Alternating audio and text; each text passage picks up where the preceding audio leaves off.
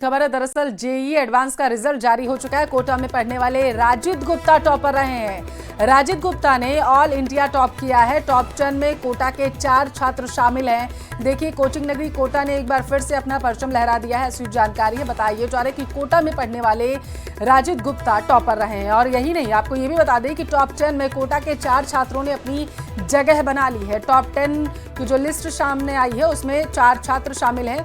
ज्यादा जानकारी लेंगे, हमारे साथ संवाददाता हिमांशु कोटा से लाइव जुड़ चुके हैं। हिमांशु, एक बार फिर से कोचिंग नगरी कोटा ने अपना परचम लहरा दिया है। कहां आप मौजूद हैं, जरा जानकारी दीजिए इसके बारे में। देखिए, टॉपर से बात कराएंगे, लेकिन महत्वपूर्ण अपडेट ये, इस वक्त की सबसे बड़ी खबर ये कि कोटा को कोचिंग हब क्यों कहा जाता है, कोटा को इंजीनियर बनाने की फैक्ट्री क्यों कहा जाता है, वो फिर से जब जेईई एडवांस के परिणाम जारी हुए हैं उसके साथ साबित हो गया है। इंजीनियरिंग की सबसे कठिनतम और सबसे बड़ी परीक्षा में जो परिणाम जारी हुए हैं उसमें ऑल इंडिया रैंक से लेकर के टॉप 10, टॉप 50 और टॉप 100 में कोटा का दबदबा कायम रहा है। और टॉप 100 में भी कोटा का डंका बजा है। टॉप 10 की बात की जाए, टॉप ऑल इंडिया रैंक 1 की बात की जाए तो राजिद गुप्ता ने AIR 1 हासिल किया। और फिलहाल जो एक्सपर्ट मेरे साथ में है वो बेहतरीन तरीके से इसे बता पाएंगे।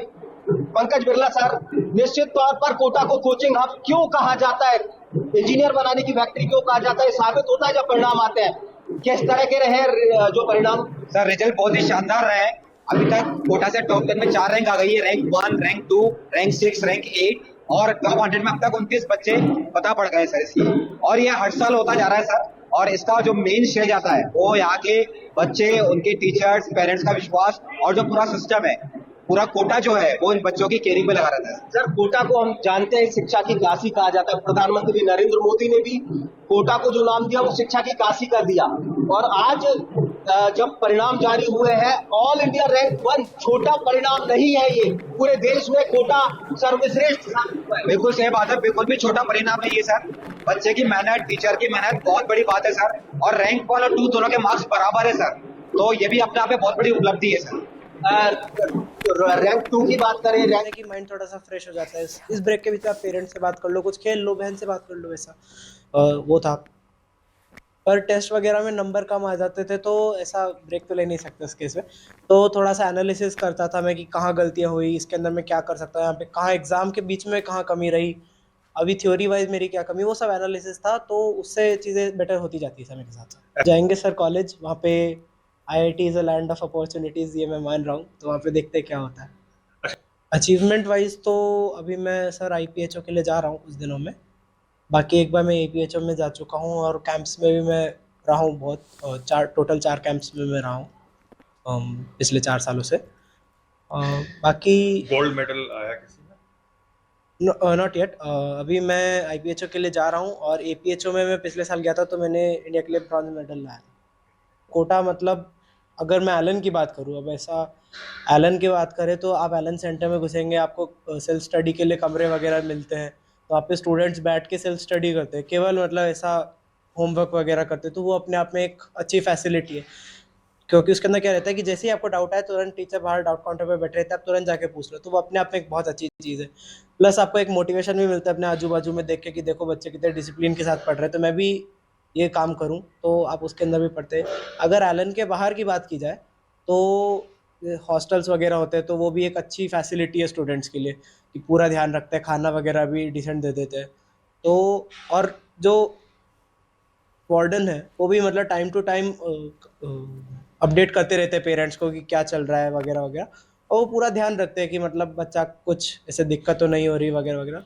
और जैसे ही दिक्कत वगैरह होती है तो एलन सिस्टम भी सफिशिएंट होता है उसके अंदर। जैसे आप एलन सिस्टम को रिपोर्ट करो कि सर मेरे को यहाँ दिक्कत आ रही है, अकेडमिक नॉन अकेडमिक कुछ भी, तो आपको हेल्प आउट ज़रूर करते हैं। तो पढ़ने का माहौल तो बहुत है, बहुत है। ये तो बहुत प्रिविलेज रहा कि मैं कोटा का ही था तो मैं कोटा में ही पढ़ लिया। पर जैसे मेरे बैचमेट्स जो है जो जो मेनली बाहर से ही हैं, तो उनको भी बहुत ऐसा रहता है कि अच्छा हो। में अभी मेरा इंटरेस्ट ज़्यादा है, बट जैसे जैसे अभी टाइम, अभी 2-3 ईयर्स हम जब IIT बॉम्बे में रहेंगे तो थोड़ा आइडिया ज़्यादा लगेगा। सहयोग तो बेसिकली मैं पढ़ाई की ज़्यादा बात नहीं करता था घर पे, सिर्फ जनरल टॉक्स कर ली कि दिमाग हल्का करने के लिए। जैसे मैंने बताया कि वॉकिंग के टाइम में घर पे बात करा करता था, तो बस वो दिमाग हल्का हो जाए थोड़ा पूरे दिन की पढ़ाई के बाद, ऐसी बातें रहती थी। पापा डॉक्टर है मेरे, पैथोलॉजिस्ट हैं। पैथोलॉजिस्ट हाँ है। जी। मम्मी? मम्मी भी डॉक्टर है, बट उन्होंने जॉब नहीं परस्यू की थी हमारी एजुकेशन के लिए। ओके। तो लाइक मेरा शुरू से ही इंटरेस्ट मैथ्स में बहुत ज़्यादा था, तो मैथ्स का फील्ड तो मैं छोड़ ही नहीं सकता था कैसे भी करके, तो मैथ्स तो लेना ही था। लाइक इंग्लिश मीडियम में थी मेरी, 10th तक तो मैं हिसार में अपनी होम सिटी में करा था, उसके बाद यहाँ शिफ्ट हो गई थी स्कूलिंग। 10th के बाद में आपका बस मैं ये कहूँगा कि हार्ड वर्क करते रहें, और पेपर जो आप देते हैं, मॉक टेस्ट वगैरह जो भी दे रहे हैं, उनको एनालाइज करते रहें कि आप कहाँ कहाँ गलतियाँ कर रहे हैं, उससे इम्प्रूवमेंट और भी ज़्यादा होगा, और पेपर के टाइम पैनिक नहीं होगा, तो फिर वो बहुत हेल्प करेगा। नहीं, एक्चुअली ये बहुत ज़्यादा हेल्पफुल है, क्योंकि जब मैं जैसे बता रहा हूँ आपको, आईआईटी का पेपर जब मैं देने गया तो मुझे लगा ही नहीं कुछ डिफरेंट देने जा रहा हूँ। लाइक एकदम उसी पैटर्न पे आता है आईआईटी का पेपर, कोई नया चीज़ लगती नहीं, तो वैसे थोड़ा प्रेशर कम हो जाता है उस दिन। इतना बड़ा एग्जाम देने जा रहे हैं पर प्रेशर लगता नहीं, क्योंकि हर दिन का काम ऐसा लगता है कि हर दिन ही कर रहे हैं, तो फिर कोई दिक्कत नहीं आती, तो लेनी चाहिए तस्वीर, तो अच्छी चीज़ है। थैंक्स अक्षम, best of luck. Thank you. ये उतनी बस बहुत खुश हूँ कि मेरे 2 साल जो मेहनत की उसका फाइनल रिजल्ट भी बहुत अच्छा है। मैं 2 साल से कोटा में पढ़ रहा हूँ। 2023 में मैं पहली बार कोटा आया था, और तब से अब तक कोटा में पढ़ रहा हूँ। अच्छा, जो जी की और एडवांस की आपने जो तैयारी है, ये कब से शुरू की थी? एडवांस की तैयारी मैंने अभी कोटा में ही आके पहली बार शुरू की थी। 2 साल से ही कर रहा हूँ मैं एडवांस की तैयारी, तो मतलब ऐसे कोई दिक्कत आई नहीं, क्योंकि हमें एलन की तरफ से जो भी प्लान मिलता था हम एग्जैक्ट टू एग्जैक्ट वैसा ही फॉलो कर लेते थे, तो कुछ सोचने का तो ज़्यादा था ही नहीं, वो टीचर्स जो बताएंगे हम एग्जैक्टली वही करना है, तो स्ट्रैटेजी वाइज कोई डिफिकल्ट नहीं आई, और हार्ड